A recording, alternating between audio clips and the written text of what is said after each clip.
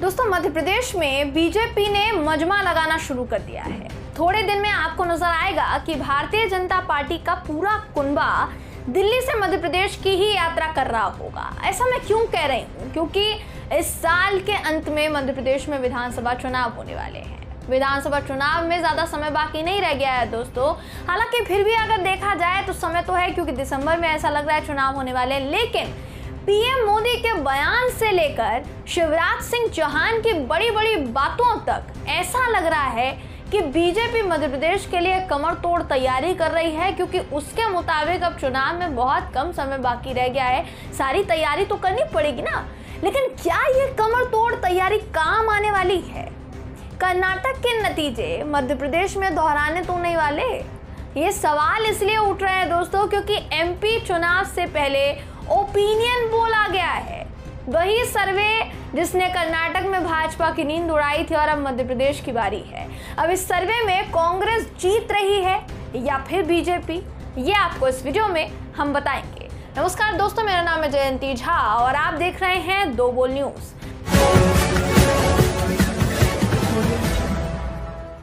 मध्य प्रदेश चुनाव में कुछ ही समय बाकी रह गया है। जाहिर है, देखिए, प्रधानमंत्री नरेंद्र मोदी ने भोपाल पहुंचकर मध्य प्रदेश में कहीं ना कहीं चुनावी बिगुल फूंका।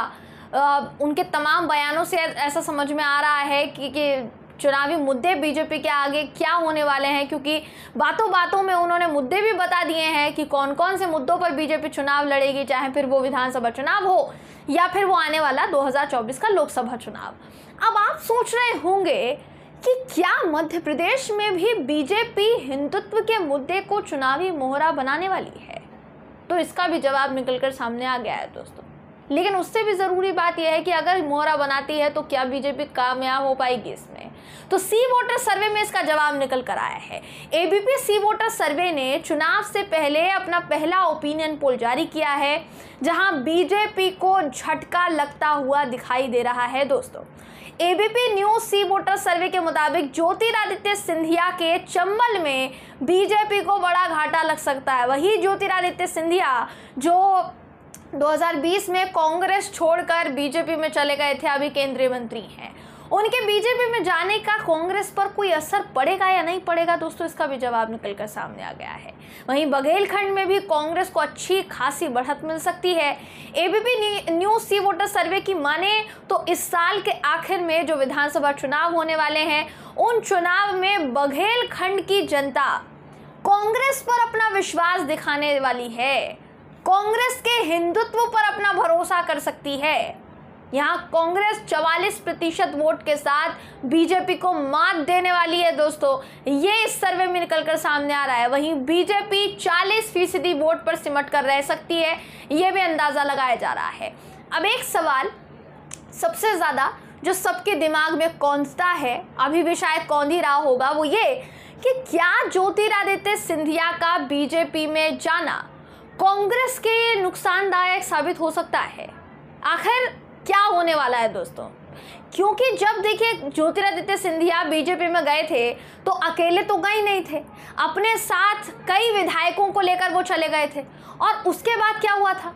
उसके बाद मध्य प्रदेश में कांग्रेस की सरकार जो थी वो गिर गई थी। मध्य प्रदेश में कांग्रेस की सरकार अल्पमत में आ गई थी, जिसकी वजह से वो गिर गई थी। तो क्या सिंधिया के जाने से कांग्रेस को चुनाव में नुकसान उठाना पड़ सकता है? ये बड़ा सवाल इस वक्त खड़ा हो रहा है। इसका जवाब जो सामने आया है वो आपको चौंका देगा दोस्तों। आपको हम बता देते हैं, सी वोटर सर्वे के मुताबिक ज्योतिरादित्य सिंधिया के चंबल इलाके में भी बीजेपी को इस बार कोई ज्यादा फायदा नहीं होने वाला है, कोई खासा फायदा नहीं होने वाला है। यानी कांग्रेस को सिंधिया के बीजेपी में जाने का घाटा बिल्कुल नहीं है। इनफैक्ट बीजेपी को ही घाटा हो सकता है। 2018 विधानसभा चुनाव में कांग्रेस 34 में से 26 सीटें इस पूरे इलाके में लेकर आई थी। सर्वे का ये भी कहना है दोस्तों कि इस बार चंबल में सिंधिया के जाने का कांग्रेस को कोई खासा नुकसान नहीं होगा। 46% वोटों के साथ कांग्रेस इस बार भी आगे रह सकती है बीजेपी से इस पूरे इलाके में। हैरानी की बात यह भी है कि जिस बघेलखंड में भारतीय जनता पार्टी को नुकसान होता दिखाई दे रहा है, उसी बुंदेलखंड में बागेश्वर धाम के पीठाधीश्वर धीरेन्द्र कृष्ण शास्त्री की विधानसभा भी आती है दोस्तों।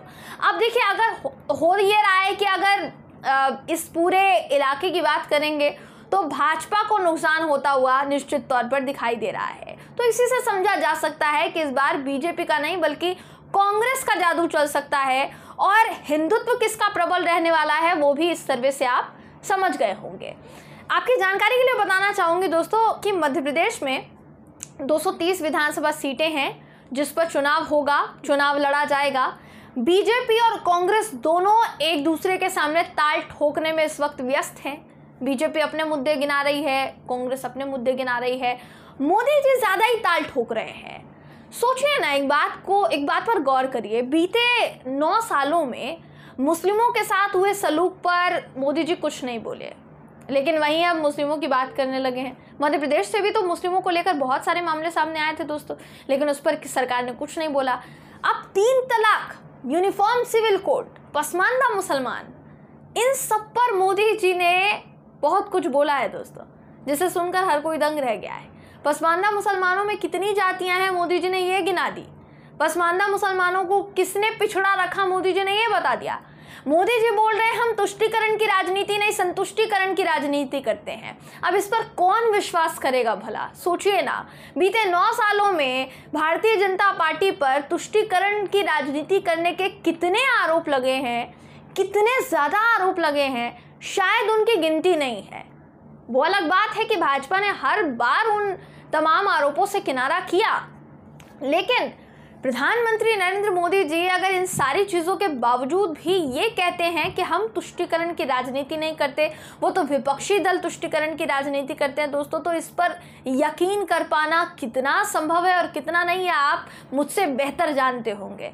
तो जाहिर है, देखिए अभी इस वक्त चुनाव आने वाले हैं, सिर्फ अभी नहीं, 2023 के ही विधानसभा चुनाव नहीं है, अगले साल 2024 लोकसभा चुनाव भी हैं और प्रधानमंत्री मोदी उसकी भी तैयारी कर रहे हैं। ये मैं क्यों कह रही हूँ, क्योंकि एक तरफ मध्य प्रदेश से मुसलमानों की बात कर रहे हैं, तो वहीं दूसरी तरफ अभी जब वो विदेश यात्रा पर गए थे दोस्तों, तो अमेरिका में जब मानवाधिकारों पर उनसे सवाल पूछा गया, उन्होंने छूटते ही बोल दिया हमारे देश में लोकतंत्र का पालन किया जा रहा है, हमारे देश में इस तरीके की कोई स्थिति नहीं है।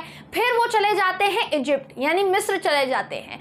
मिस्र में अल हकीम मस्जिद का वो दौरा करते हैं, वहां पर जितने बोहरा समुदाय के मुस्लिम थे उन लोगों के साथ उन्होंने मेल मिलाप किया, बातचीत की, मुलाकात की, गले लगाते हुए तस्वीरें खिंचवाई। तो कहीं ना कहीं संदेश देने की कोशिश की जा रही है कि बीजेपी मुस्लिमों के साथ खड़ी है और मुस्लिमों को लेकर जो कहा जाता है वो तो विपक्ष फालतू की बातें फैला रहा है, ऐसा कुछ भी नहीं है। लेकिन क्या वाकई में दोस्तों आपको लगता है कि भारतीय जनता पार्टी वाकई में तुष्टीकरण की राजनीति नहीं करती?